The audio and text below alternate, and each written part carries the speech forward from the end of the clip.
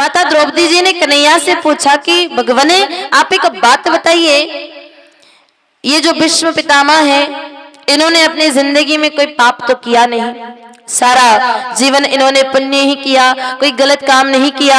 एक ही तो गलती इनसे हुई थी कि इन्होंने प्रतिज्ञा की थी कि जो गादी पर बैठेगा उसी की तरफ से मैं युद्ध लड़ूंगा, और इसी के कारण इन्होंने कौरवों का साथ दिया। तो क्या इतनी छोटी सी गलती का इतना बड़ा पाप इनको लगा कि इनको 56 दिन तक एक बाणों की शैया पर पड़े रह करके ये कांटों की चुभन झेलनी पड़ी है? क्या इतनी छोटी गलती का इतना बड़ा पाप लगता है, इतनी बड़ी सजा मिलती है क्या?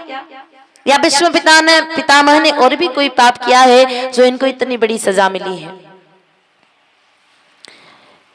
तो कन्हैया मेरे भाई बहन माता द्रौपदी जी को उत्तर देते हुए कह रहे हैं कि देवी, इस धरती पर चाहे कोई भी व्यक्ति कितना भी पुण्यात्मा हो, लेकिन पुण्यात्मा व्यक्ति भी अगर कोई सामने पाप हो रहा है, वो पुण्यात्मा व्यक्ति देखे और देखने के बावजूद उसको नहीं रोके, तो जितना पाप पापी को लगता है उतना पाप उस पुण्यात्मा को भी लगता है। तो इस कारण से भी भीष्म पितामह को ये बाणों की शैया पर पड़े रहने पड़ा।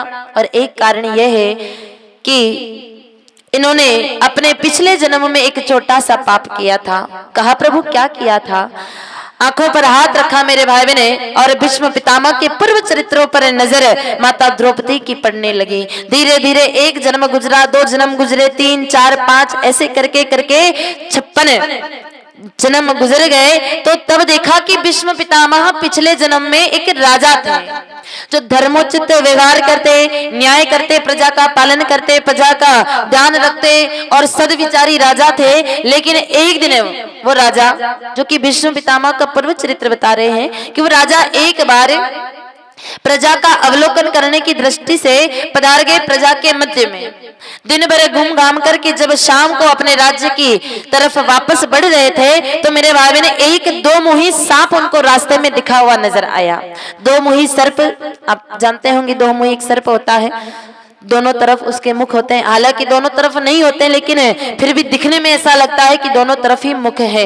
तो मेरे भाई बहने, वो 2 मुही सर्प वहां पर रास्ते में पड़ा था, और दूर से गाय माताओं का झुंड संध्या के समय चलता हुआ घर की तरफ लौट रहा था। भीष्म पितामह की नजर जब उस 2 मुही सर्प पर पड़ी तो सोचा, रे भाई सांप शायद घायल है, बीमार है, न जाने किस अवस्था में है। अगर गाय माता जी के खुरों का स्पर्श हुआ तो शायद ये सांप यहीं पर दम तोड़ देगा। इसलिए उस सर्प को उठाया, अपने बाण की नोक से उठा करके उस सर्प को मेरे भाई ने फेंक दिया दूर, और भीष्म पितामह घर आ गए।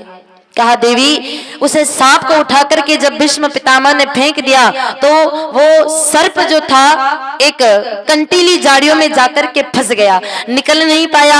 56 दिन तक उन कांटों के चुभन को सहन करता रहा। इसलिए उस सांप ने इनको श्राप दिया कि जिस व्यक्ति ने मुझे इन कांटों के चुभन में डाला है, वो व्यक्ति भी इतने ही दिन तक कांटों की चुभन को सहन करेगा।